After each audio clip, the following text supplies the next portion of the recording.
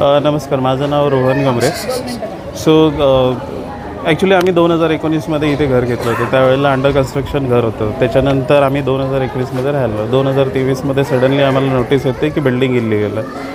KDMCला विचारल्यानंतर त्यांच्याकडून काय रिस्पॉन्स नाही आला. त्याच्यानंतर 24मध्ये आम्हाला दुसरी नोटीस आली बेसिस ऑन जे हायकोर्टामध्ये वर्डिक्ट आलं 19 नोव्हेंबरला की तुम्हाला डिमॉलिश करायचं. त्या बेसिसवरती आम्ही हायकोर्टामध्ये धाव घेतली होती. स्टार्टिंगला आम्हाला 3 फेब्रुवारीपर्यंत स्टे भेटला होता. बट स्टे नंतर कालची आमची फायनल वर्डिक्ट जी आली किंवा जो निकाल आला त्याच्यामध्ये हायकोर्टामध्ये आमची जी केस आहे ती त्यांनी रिजेक्ट केली, स्टेटिंग की ऑलरेडी जी केस क्लोज झाली त्याच्यावरती तुम्ही काय करू शकत नाही. आणि ह्या सगळ्यांमध्ये जी चुकी आहे ती ॲक्च्युली घर मालकांची आहे. कारण त्यांनी जी घरं घेतली ती स्वस्तात घेतली, कमी खर्चामध्ये घेतली, किंवा ही जी फसवणूक जी झाली त्याच्यामध्ये बाकी कोणाचं नाव असं आलं नाही की बिल्डर असतील किंवा KDMC असेल. ते न करता डायरेक्टली पूर्ण जो ब्लेम आहे तो आमच्यावरती. आता काय मागणी असणार? आत्ताच्या घडीला सिम्पल एक मागणी आहे की एकतर आपले मुख्यमंत्री साहेब असतील, उपमुख्यमंत्री साहेब असतील, यांनी निकर्षाने ह्याच्यावरती लक्ष द्यावं. कारण आज मराठी माणूस आहे. आजला मुख्यमंत्री उपमुख्यमंत्री म्हणतात की मराठी माणसाला तुम्ही मुंबईला परत घ्यायचं आहे.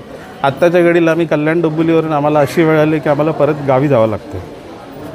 सो ह्या केसमध्ये आम्हाला कुठेतरी वाचवावं किंवा कुठेतरी आम्हाला फायनान्शियली सपोर्ट म्हणून जो आम्ही खर्च केला तो आम्हाला द्यावा. त्याच्यापुढे मग तुम्ही डिमॉलिश करा किंवा काय करत आम्ही त्याच्यावरती काय बोलणार नाही. बट डिमॉलिश करायच्या आधी आम्हाला फायनान्शियली आम्हाला कॉम्पन्सेशन मिळवून द्यावा. मग तो KDMCने द्यावा, बिल्डरने द्यावा किंवा गव्हर्नमेंटने द्यावा. माझं नाव आहे प्रणव पाटील. 5 गॅलेक्सी इमारतीमध्ये एकूण किती कुटुंब असतील? एप्रॉक्स एक जर पकडलं तर ABCDमध्ये 160 कुटुंब कुटुंब राहतात.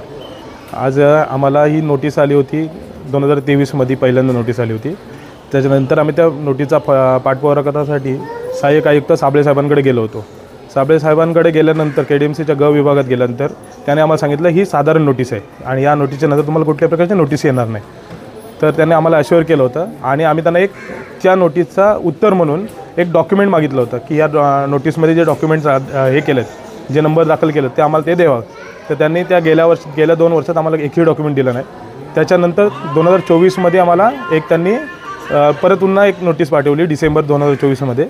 मग आम्ही त्या नोटीसवर जे हे डॉक्युमेंटचे नंबर दिले होते, जे कलम दिले होते, त्यांची मागणी केल्यानंतर आम्हाला KDMCकडून अनधिकृत आम्ही 3 वेळा अर्ज केलं होतं. आम्ही एकदा वकिलाकडून पण अर्ज केला होता, पण सही शिक्का न देता त्यांनी अनऑफिशियली आम्हाला डॉक्युमेंट दिले. आणि त्या डॉक्युमेंटमध्ये बिल्डरांवर 2018ला त्यांनी एक नोटीस हे केली होती की आम्हाला डॉक्युमेंट सादर करा या बिल्डिंगचे, जेव्हा ही अंडर कंस्ट्रक्शन होती. त्याच्यानंतर 2019मध्ये त्या बिल्डिंगचे डॉक्युमेंट सादर केले नाहीत म्हणून बिल्डरांवर मानपाडा पोलीस स्टेशन येथे कंप्लेंट दाखल झाली होती. त्याच्यानंतर मग 2020ला मी स्वतः रूम घेतले. म्हणजे तेव्हा पण आम्हाला बिल्डरांनी सांगितलं नाही की बाबा या रूमवर असा नोटीस आल्यात किंवा हे केलं आहे. ते आम्हाला न सांगता आम्हाला लिगलाईज दाखवलं, सगळं डॉक्युमेंट होईल. त्याच्यानंतर सगळ्यात महत्त्वाचा सरकारचा फ्रॉड केला आहे तो म्हणजे प्रधानमंत्री आवास योजना. आज माझ्या 160 कुटुंबापैकी 100 कुटुंबांना प्रधानमंत्री आवास योजना मिळाली आहे. मग ती जर आम्ही अनलिगल असेल तर मग ती प्रधानमंत्री आवास योजना आम्हाला कशी लागू झाली? ते सरकारी डॉक्युमेंट, सरकारी दस्तऐवज तपासले गेले का? त्याच्यानंतर आम्ही जेव्हा रूम घेतल्या तेव्हा आम्हाला लोन केले गेले, राष्ट्रीयकृत बँकांकडनं लोन केले. राष्ट्रीयकृत बँकांनी आमच्याकडनं लिगल डॉक्युमेंट चार्जेस जे असतात ते लिगल डॉक्युमेंट चार्जेस आमच्याकडनं घेतले. मग त्या बँकांनी काय डॉक्युमेंट हे घेतले, डॉक्युमेंट काय चेक केले आणि काय डॉक्युमेंटवर त्यांनी आम्हाला लोन दिला? जर अनलिगल तेव्हाच होती मग त्यांनी आम्हाला लोन का केलं? त्याच्यानंतर आता आम्ही गेलो होतो हायकोर्टमध्ये. हायकोर्टचा कालच निर्णय आला की तुमची याचिका फेटाळण्यात येते, तर तुम्ही पुढं याचिका करू शकताय.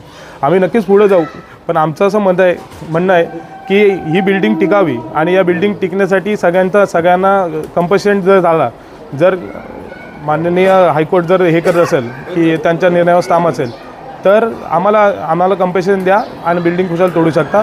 आम्हाला 160 कुटुंबांना बेघर होऊन देऊ नका. ब्रेकिंग न्यूज 34,500 मध्ये फक्त चारधाम यात्रा, यमुनोत्री, गंगोत्री, केदारनाथ, बद्रीनाथची पवित्र यात्रा. लिमिटेड सीट्स आहेत, आत्ताच बुक करा.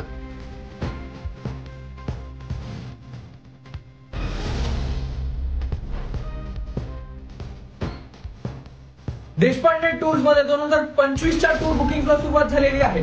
आता नाही तर कधीच नाही. तुमच्या स्वप्नांचे टूरचे रेट वाढण्याच्या आधीच बुक करा.